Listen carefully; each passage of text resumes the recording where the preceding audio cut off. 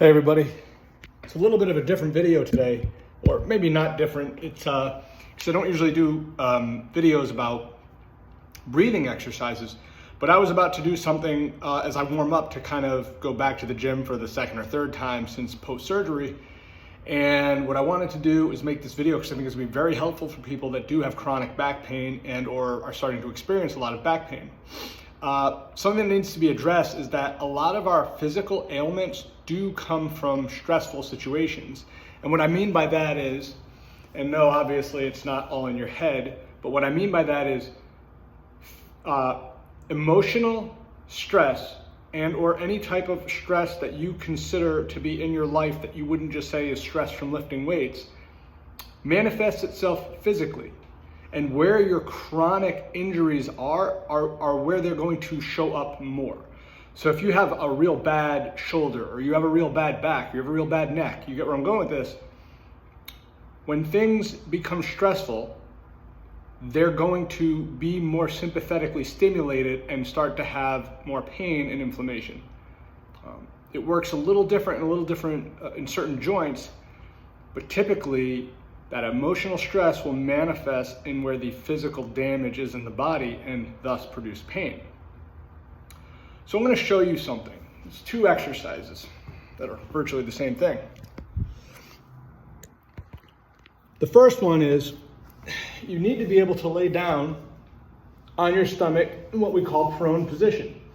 I like saying to have the arms out in front, and so you're creating a little extension. That's good for the discs in the back. Now you rest. Hopefully you can hear me here, okay? With my forehead on my hands, I'm going to just breathe through my stomach. So watch my stomach and lower back.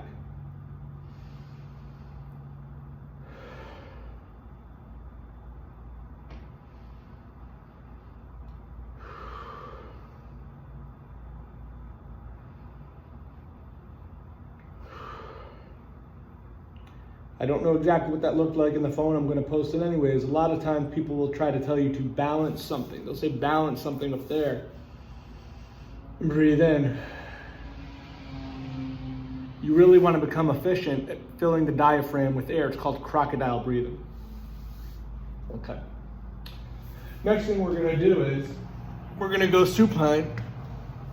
And this exercise works really well with your feet on a bolster like so. You can see I have space under my knees, but you can even do it in this sort of glute bridge stance or glute bridge position. And again, a good glute bridge is a very good exercise to stimulate glute activity and strengthen your core. And when you are doing a glute bridge, do push out with your feet out and away as I slide back. But to get back in the frame for this, and no, I'm not trying to make a perfect video. Watch my stomach, okay? Hand is on my stomach, hand is on my chest. So watch this hand and stomach now.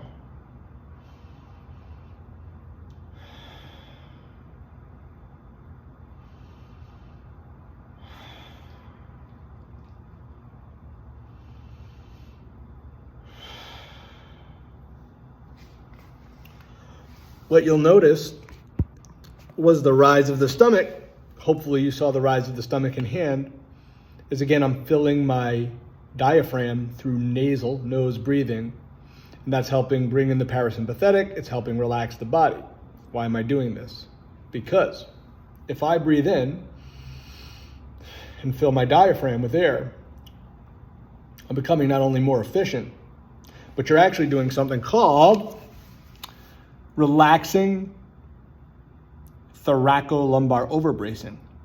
Believe it or not, there's something in the literature somewhere, somehow, that is brought up. It's called thoracolumbar overbracing, and a lot of very smart people that I was around in school when I was an intern looked at this to say, I think that's your problem, Yoni, I think that's your problem. I don't think that was the problem. I think it may have been a component of the problem. And when I learned to breathe through my stomach properly, utilizing those two exercises I just showed you, there was some relief that was given. And again, in the world of looking for some relief versus I want to be fixed, I think we'll all start taking some relief up until having a lot of relief. So try those two exercises, or one exercise. for your lower back tension and emotional stress / physical manifestation tension, and see if it helps. Let me know.